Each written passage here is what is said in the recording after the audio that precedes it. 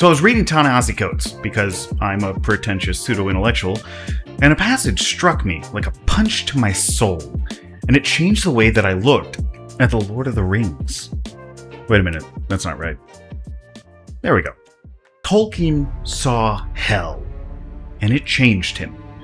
In July of 1915, Tolkien joined the army in the midst of a cataclysmic event that we in the modern world don't really remember as we should. So much of our modern world was put into motion because of the First World War, the Great War, as it was called. When Tolkien joined the British Army, the war had raged for just about 2 years. After the Battle of the Marne in September of 1914, the Western Front was lined with what may be the signature feature of this conflict: the trench.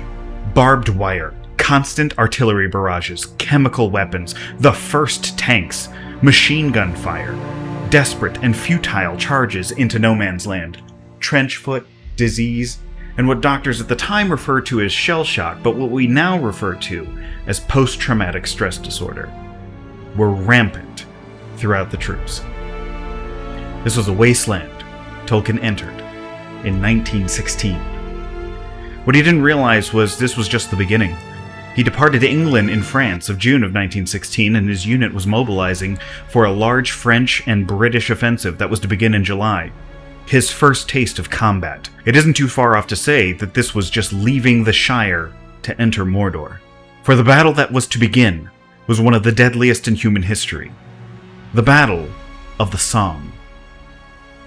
The Battle of the Somme is conceptually difficult to wrap your head around. To give a sense of scale, the French and British had more casualties in one day than the total casualties of the United States in the post-9/11 wars of Iraq and Afghanistan combined.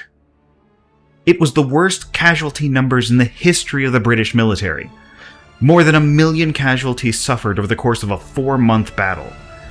All for a 6-mile advance of territory. Less than 10 kilometers.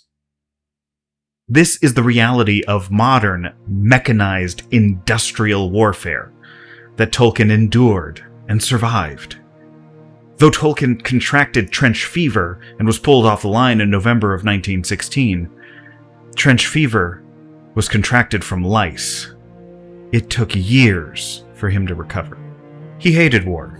There was no glory in it, just death. War held an allure, and still does, to many. Greed and want of glory. Even if the origin of such urges comes from a desire to do good, will ultimately corrupt and twist those who seek it. It's not hard to see what the One Ring really represents. I see it in social media, in the news. People venerating the old days, when men were men and they went to war. The current climate of wanting to conquer territory found in the US government seems to be a clear indication that this still continues to this day. We invaded the country, went into the country, and we seized the leader of Venezuela. Damn straight we did! Another way to put it is peace through strength. Brought to you by the warrior ethos. We need it for national security. We have to have it. This is all from the illusion of military greatness. Hey folks, wanted to talk to you about something I'm super excited about. I've been working on it for a very long time, and I feel like it's finally ready for release to the public. And I'm not talking about my hair. That's been fantastic for a while. I'm talking about dice boxes. I've been developing these dice boxes for about 2 years, and finally we got them ready and set to go. These are customizable dice boxes made from recycled or reclaimed wood. No trees are cut down for the production of these boxes, but we try to make sure that any of the wood that we retrieve is of the highest quality.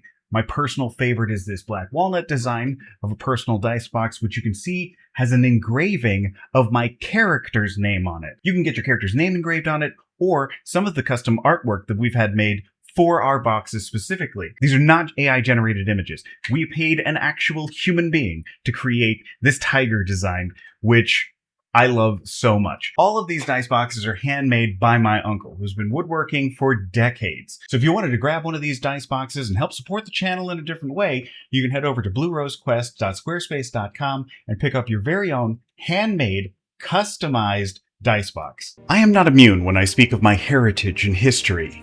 If you spend any large amount of time with me, I will regale you with tales of Korean history and my familial history dating back to medieval Spain. I have a tendency to talk about two things more than anything else. One of them, if you're a longtime subscriber, is pretty obvious. It's the Imjin War, the titanic struggle of Korea defending itself against the juggernaut of military might that was Japan in 1590, the height of the Age of the Samurai.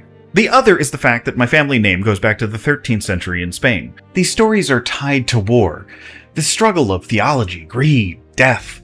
When pop historians discuss history, what they really mean is the history of warfare. When I was young, the History Channel was jokingly called the World War II Channel. I can tell you about countless documentaries from that war, or the Civil War, or Crusades, all about wars. I can't tell you about the music of the 1500s. I can't tell you of the European fashions of 700 CE or African visual arts of the 13th century. Who were the popular musicians in 1850s Europe or 1930s Japan? We venerate the idea of a warrior tradition. In things like Star Trek, Klingons are known for having a warrior-based culture, and even Starfleet is the military in all but name. The Norsemen are known for their warrior traditions, and media depicting them focuses on this a lot. Think about Japanese history for a moment. Now, what are you thinking of? Probably samurai. Samurai started to exist around 800 years ago. What, if anything, can you tell me about Japanese history before the 13th century? Unless you've studied much about pre-samurai Japanese history, probably not much. I don't know anything about it. Whenever I try to find a book on Korean history, it only really talks about the Korean War. I feel like the way we look at history is sometimes just the chronology of killing. And whether we realize it or not, we focus so much on empires and kingdoms and nations, only so far as to who they defeated and lost to in war. Like, I don't know about you, but I know a lot of veterans. And these veterans have discussed with me their feelings on the conflicts that they fought in. And while the theaters, weapons, and people whom they warred against may be different, they all generally say the same thing about war. It is awful. I think of the famous quote from the TV show MASH. Well, everybody knows war is hell. Remember, you heard it here last. War isn't hell. War is war and hell is hell. And of the two, war is a lot worse. How do you figure that, Hawkeye? Easy, Father. Tell me, who goes to hell? Sinners, I believe. Exactly. There are no innocent bystanders in hell. Which leads me back to the passage from The Message by Ta-Nehisi Coates. It reads, "What I saw in the city of David was so familiar to me. The search for self in the epic mythic past filled with kings and sanctified by an approximation of science. That is what I was doing with my personal history, with my culture, what I do with video games and my TTRPGs, what we all seem to do with our culture. Maybe not with kings, but that epic, mythic past. We want to feel connected with it, and we find that epic mythic quality in the empires and wars that were fought in our cultural past. And to us, it seems natural, wanting to connect yourself to the grand triumphs of your cultural history. But are those things really triumphs? Are those the things that we should venerate? As the wise old alien once said, "Wars not make one great." Think back to The Lord of the Rings. Concerning hobbits. This book is largely concerned with hobbits, and from its pages, a reader may discover much of their character and little of their military history. 15 pages of this book are dedicated to an info dump on the history and culture of hobbits. There isn't a battle listed in the whole thing. A whole page on pipeweed, but nothing on the warrior king of the Shire. Because that wasn't what was important to Tolkien. He loved the hobbits. His work showcases them throughout. And we love to look at the heroes of The Lord of the Rings, like Aragorn, the mighty warrior king of the ancient empire, here to restore it to its former glory. We love the ride of the Rohirrim as they charge across Pelennor Field. We even revel in the might of Elrond at the Battle of the Last Alliance, or Legolas's skill in every battle he's in, shield surfing notwithstanding. But none of them are the heroes. That title goes to Frodo and Sam.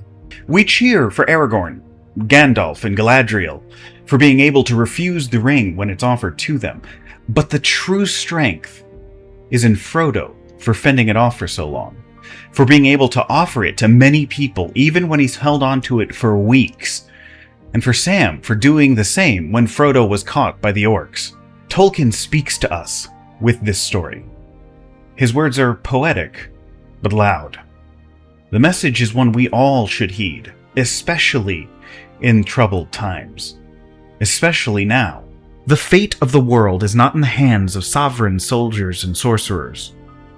It's not in the hands of presidents, politicians, or the police. Middle-earth's fate was in the hands of 2 farmers. Our fate, likewise, are in the hands of ordinary good people with good hearts and just wanted to live in peace, eat food, and enjoy themselves. It is in our hands, yours and mine. Thanks for watching.